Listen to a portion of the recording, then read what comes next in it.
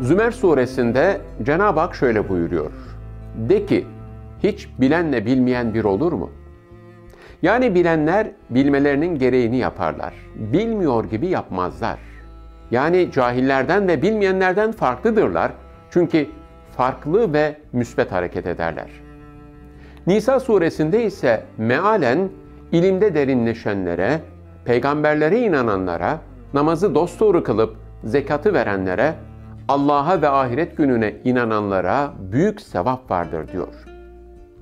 Kainatın Efendisi mübarek bir beyanında şöyle buyuruyor. Kim ilim öğrenmek için bir yola sülûk ederse, Allah onu cennete giden yollardan birine dahil etmiş demektir.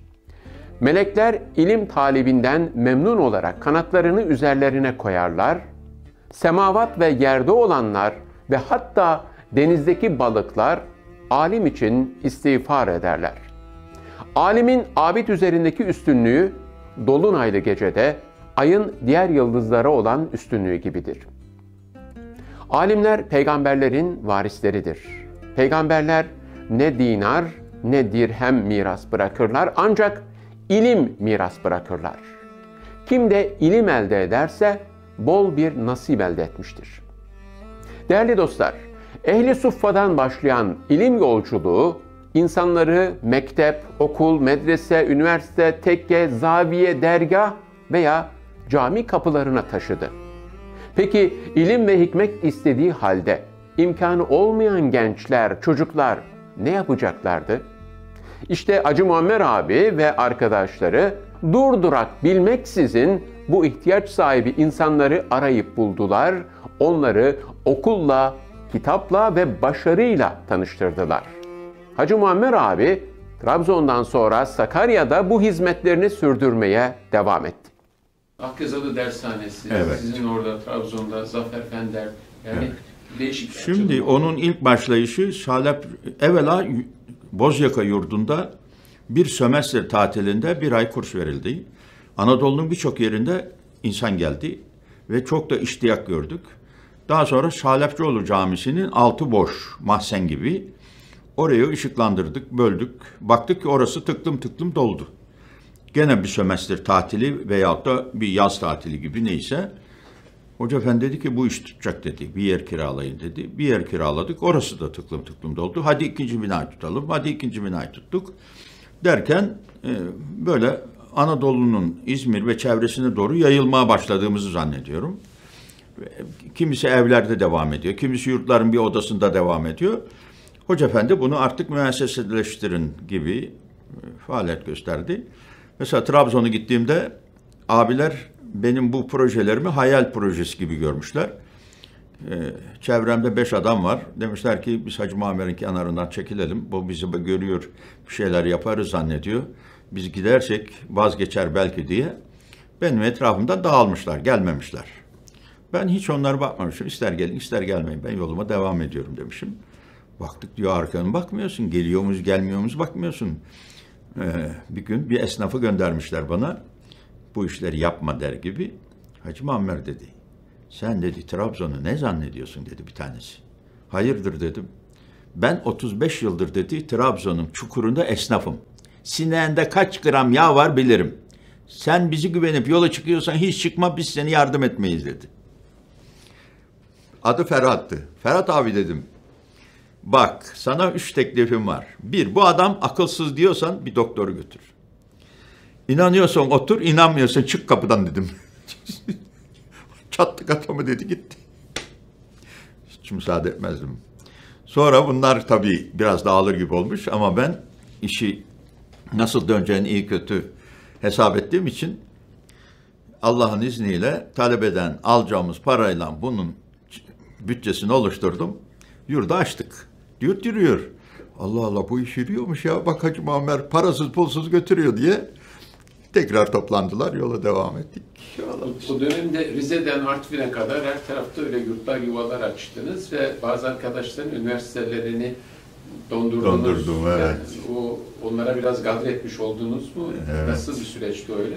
O daha ben İstanbul'da İsmail hocamlar veya Ankara'da böyle bir şey yapmışlardı. Ben de arkadaşlara teklif ettim. Hemen kabul ettiler. Ama ben şöyle bir şey.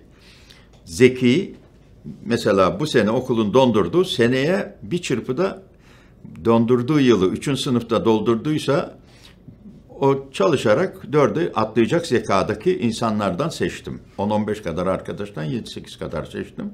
Yapma dediler. O zaman eleman verin. Eleman vermiyorlar. Ben de 7-8 arkadaşı hem kendim istifade ettim, istihdam ettim. Hem de Anadolu'yu gönderdim. Nazilli'yi gönderdim, Kocaeli'ni gönderdim daha Trabzon'dayken. Öyle bir arkadaşlarda da çok ciddi bir iştiyak vardı. Şavşat'a yurt müdürü ya göndereceğim. Müdür yok. Bir tek üniversite mezunum vardı. Onu da Hoca Efendi aldı. Çabucak gönder bana o adamı dedi. Hocam yurt müdürü. Çabuk gönder adamı dedi. Peki hocam dedim. Gönderdik, kaldık. Yurt müdürü yok. Üniversite talebelerinden 4 arkadaş oturuyor. Dedim ki Şavşat'a müdür lazım. Bunun fedakarlık yapacak bir arkadaş okul dondursun dedim. Hiç ses yok. Canım sıkıldı, çıktım. Birisi arkamdan sokuldu. Abi dedi ya, üzülme dedi yani. Biz yapabilir miyiz bu işi dedi. Ya yapacak mısın dedim. Abi yapar diyorsan yapacağım dedi. Yap diyorsan yapacağım dedi. Git hemen dondur gel dedim. Toplasın tarağını doğru Şavşat'a. Yani abiler şundan çekinmiş çocuklar. Acaba biz yapamazsak Hacı abi karşı mahcup olur muyuz gibi. Orada kabul etmek istememişler. Kimse kabul etmeyince o arkadaş gelmiş. Böyle güzel arkadaşlarımız vardı. Yani bu hizmetler isimsiz çok kahraman var. Mesela bir gün dershanedeyim. Şu işliğin böyle beyaz gömleğin dışı kirlenmiş. Dedim ki gömleğinizin yakası kirlenmiş, talebeye karşı ayıp olur. Değiştirin. Olur dedi ama ertesi gün baktım gene aynı gömlek. Ya demedim mi dedim ben size ki gömleğinizi değiştirin. Abi dedi bizim ikinci gömleğimiz yok dedi. Bugün Perşembe, yarın tatil. Bunu yıkayacağız, kurutacağız, Cuma'ya gideceğiz. Bir haftada bunu giyeceğiz dedi. Yani tek gömlekli öğretmen ve talebe. Ne kahramanlar, ne kahramanlar çıktı. Bir gün kahvaltı yapmadan geldim. Param yok, misafirim var. Misafirim de kahvaltı yaptıramadım. Dedim ki misafirim kahvaltı yaptıramadım. Bir şeyler alın gelin. Abi dedi biz de kahvaltı yapmadık. Niye yapmadınız dedim. Paramız yok dedi. Bir yerden sevindim, bir yerden üzüldüm. Tabii onların o durumda olsaydım bilsem bir şeyler bulur, onlara verirdim. Allah'a şükür ettim, benim de cebimde 5 kuruşum yok. Misafirimi ağırlayamıyorum. Bunları hep yaşadık. Ama arkadaşlarla beraber yaşadık. Ama bazen Hızır gibi imdadınıza yetişenler de oldu. Tabii bir gün 1 milyon lira istedim İzmir'den. Türk gönderdi. Bankacılar şaşırdı. Kim bu adamlar size 1 milyon gönderiyor? İnsanoğlu inanırsa hacım ben evvela birinci iş bir yeri beldeye gittiğim zaman oranın insanıyla bana inanmasını benim de onlara inanmama bakardım. Birbirimize inandıktan sonra yapılmayacak iş ben bilmiyorum. Ben şunu çok sordum. Siz bir yol bilseniz ki din kurtulacak, Muhammed ümmeti kurtulacak neyinizi verirsiniz? Bu soruyu çok sordum. Malımızın yarısını ve tamamını veririz diyen dünya kadar insan var. Peki neden vermiyorlar? Sizin öyle bir projeniz yoktu, onun için vermiyorlar. Yani bir projemiz olsa verecekler. Ama mesela neye ihtiyacımız var? 10.000 dolara. 10.000 dolar veriyor. 100.000 dolara ihtiyacımız var. 100.000 dolar veriyor. Evini satıyor. Arabanı satıyor. Yani bütün varını yoğunu dök desen, eğer döküleceğine inandırsak dökerler. Ben böyle insanların varlığını biliyorum. Yani bütün iş bizim projemiz ve bizim inandırmamıza bağlı. Şeyi hatırlıyor musunuz abi? 86'da Hoca Efendi Burdur'da yakalandı. Hayır. Ve yani siz Ben yoktunuz duydum. ama. Ben yoktum o vakanın içinde. Yani ama o yakalanma hadisesini duyduğunuzda ne hissettiniz? Yani hizmette nasıl bir dalgalanma oldu? İster istemez telaşlandık ne olacak, ne edecek diye. Tabii Hacı Kemal abiye haber gönderiyor zannediyorum Hoca Efendi. İstanbul İl Başkanı, Turgut Özal'ın il başkanı, Ehli Tarik Hoca Efendi'yi çok seviyor. Turgut Özal'a ulaşsın diye. O ulaşıyor İstanbul'da ve neticede Turgut Beza'ya ulaşıyor. Gece toplantı yapıyor. Yakalandığının gecesi. Ve diyor ki Abdülkadir Aksu, Sungurlu, ve Yıldırım Akbulut. Efendim diyor ki Hoca Efendi'nin asker yakılamadı da diyor benim hükümetimin adamları mı yakılatacak diyor. Çabucak bu işi çözün. Ve neticede Hoca Efendi'yi birdenbire gece yarısı bir ne diyorsa emniyete gelen emir. Eyvah diyorlar, şimdi ne yapacağız? İşte öyle Hoca Efendi'nin anlattığı. Sonra şehir dışına kadar çıkarmışlar. Hocam biz seni görmedik, sen bizi görmedin. Ben öyle biliyorum yani hadise, ama Nevzat Ayvacı içinde, o gün Kudret bilmiyorum içinde. O günden sonra hani Hoca Efendi ile daha özgür bir ortamda görüşme şansları yakaladınız artık. Kaçmadan, şey yapmadan. Yani o nasıl bir hava, nasıl bir psikoloji, duygu? Hoca Efendi, şimdi Mehmet Özyurt hocam içeride. Efendim, beraat kararı, kurtuldu kararı geldi. Hoca Efendi dedi ki şimdi sıra bende dedi. Ha, o zaman daha aranıyordu. Daha şey yapmamıştı. Hemen çantasını aldı veyahut da parsosunu aldı. Atladı bir araba gitti. Nereye? Devlet Güvenlik Mahkemesi'ne. Hocam gitme diyoruz. Mesih abi amcan yalvarıyor. Hocam nereye gidiyorsun? Olmaz. Siz bilmiyorsunuz diyor. Oturtuyor falan. Neyse Hoca Efendi gitti direkt. Girdi devlet güvenliğe. Ben dedi Fethullah Gülen. Beni arıyorsunuz. Buyurun ne istiyorsunuz? Birdenbire milletin ayağı dolaşıyor. Fethullah Gülen ayağıyla gitti. Vallahi diyor savcı yardımcısı. Ben bir şey bilmiyorum. Savcı gelsin. Hoca Efendi adres bırakıyor. Diyor ki benim adresim bu. Buraya haber gönderin. Telefonum da şu. Farz edelim. Gürbüz Paşa'nın evini, misafirhanesini verdi. Neticede ertesi gün gene savcımı çağırdı. Aynı gün mü çağırdı tam kestiremiyorum. Hoca Efendi demiş işte seni millet seviyor. Ne yapayım demiş. Millet seviyor. Ben sevmeyin diye dellal mı çıkaracağım? Seviyor. Çok kasetlerim var. Bunları nasıl satıyorsun? Ne satması demiş. Ben kaset satmıyorum. Sevenler hoparlörün alnından alıyorlar. Sonra da kendileri çoğaltıyorlar, dağıtıyorlar. Demiş hocam seni ararsak nasıl bulacağız? Beni burada ararsınız, bulursunuz diye öyle oradan geçiştirdi ama hepimiz yandık, tutuştuk. Hoca Efendi tutacak tekrar diye, tutulacak diye. Çünkü aranan bir zamanda ama iş artık rahmetli Turgut'un devri olduğu için biraz daha cesaret alıyorduk herhalde. Öyle bir şey yaşadık. Yani endişeli bir zaman dilimi yaşadık. Trabzon'dan Adapazarı'na niye gittiniz abi? Hoca Efendi o zaman bizi bir yerde sabit kalmamızı istemiyordu. Çünkü benim yani zannım şu, bir yerde bir insan fazla kaldığı zaman çevresinde bir halka oluşturuyor. Hakikaten bu istesen de oluyor, istemesen de oluyor. Seninle hakikati öğrenen gençlik senin etrafında bir halka oluşturuyor. Ve bunu yarın işte Kurdoğlu cemaati, Sıddık cemaati gibi Hoca Efendi bu cemaati parçalayan kişilerden rahatsız olurdu.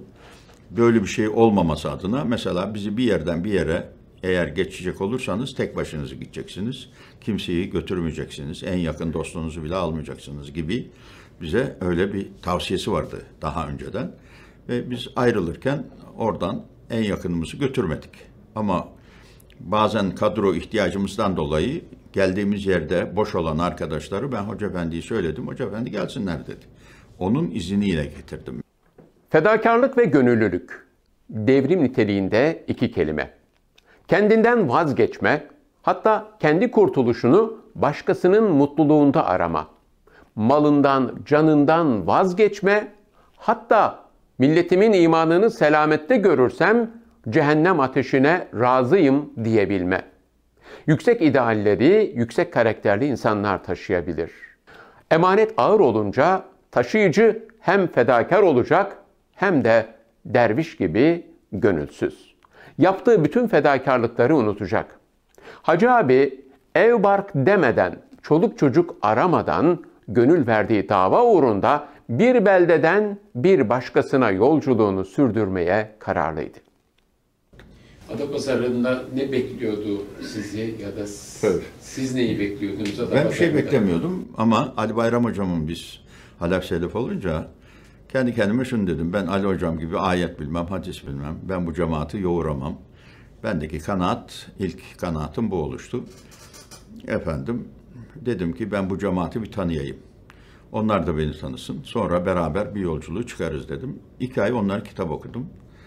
Niyetim, tabii ben öyle birdenbire, bazı arkadaşlar çok güzel böyle bir insanları tanıma özelliği vardı. Benim öyle bir özelliğim yok. İnsanları hemen tanıyamıyorum. Ben böyle bir vakadan sonra veya hadiselerden sonra arkadaşların şeysini tanıyorsun. Bu özelliğimden dolayı, eksikliğimden dolayı biraz sürüncemede bıraktım hizmeti. Esnafın bir tanesi dedi, ya sen hiçbir proje getirmiyorsun. Yani niyetin hizmet etmek değil mi? Hizmet etmek dedim. Peki neden proje söylemiyorsun?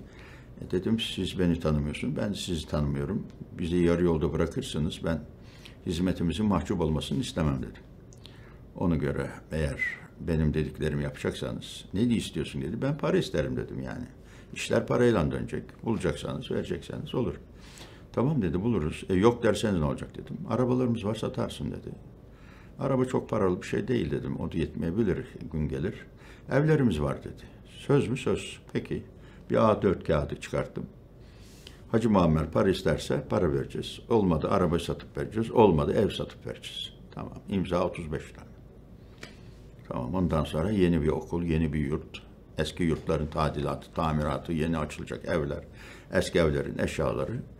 Yani önlerine ne kadar yapılabilecek şey var hepsini çıkardım. Hiçbirini itiraz etmediler. Allah'ın izniyle dediler. Bismillah dediler. Bir yürüdüler.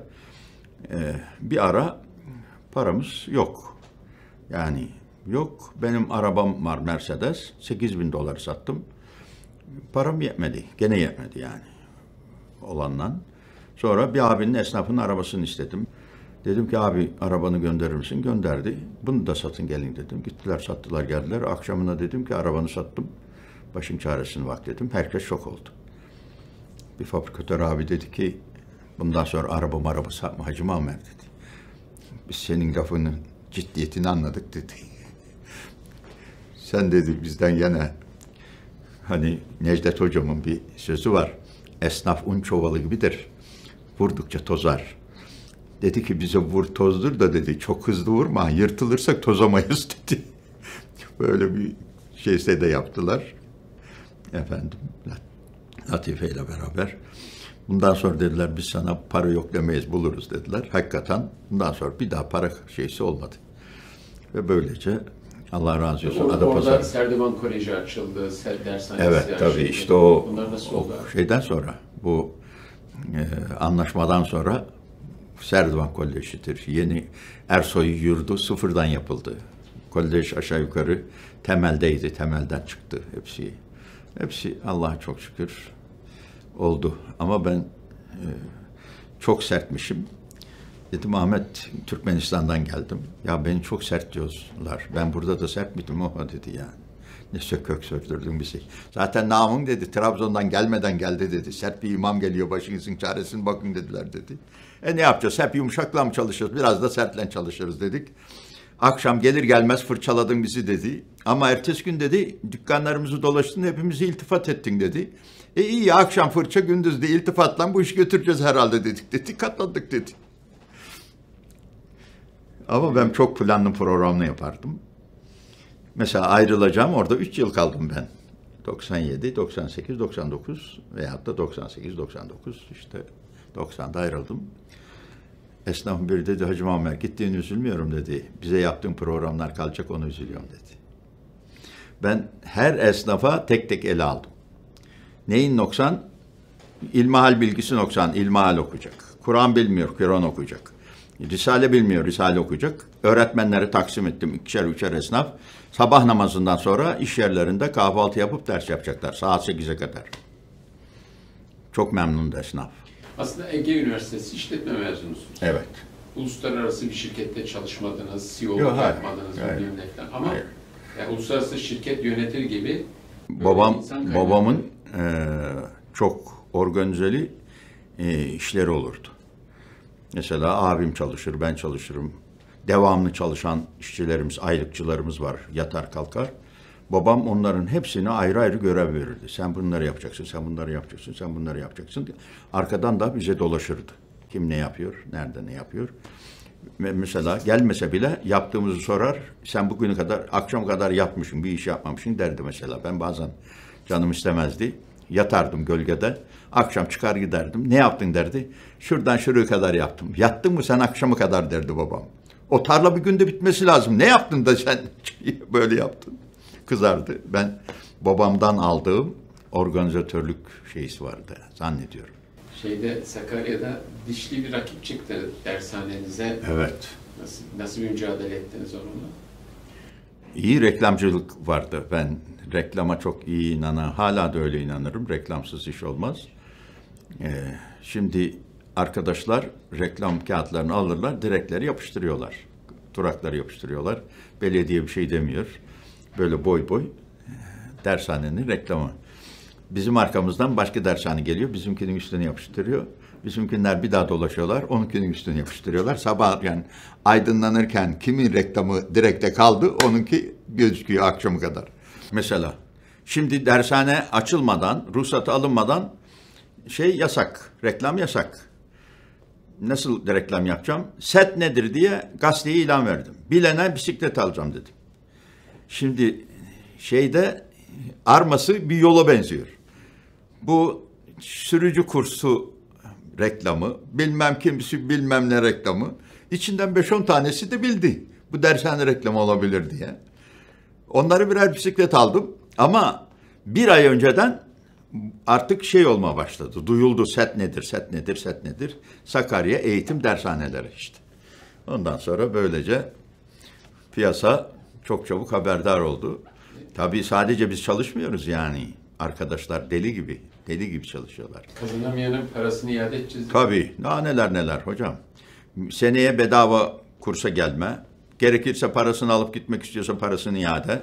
Kazandırıyorduk hocam. Bak, fen liselerine o güne kadar veya Anadolu liseleri neyse o günkü meşhur lise 5 kişiden 6 kişi olmamış. Koca Sakarya'da biz kursa başladık 7 kişi çıktı.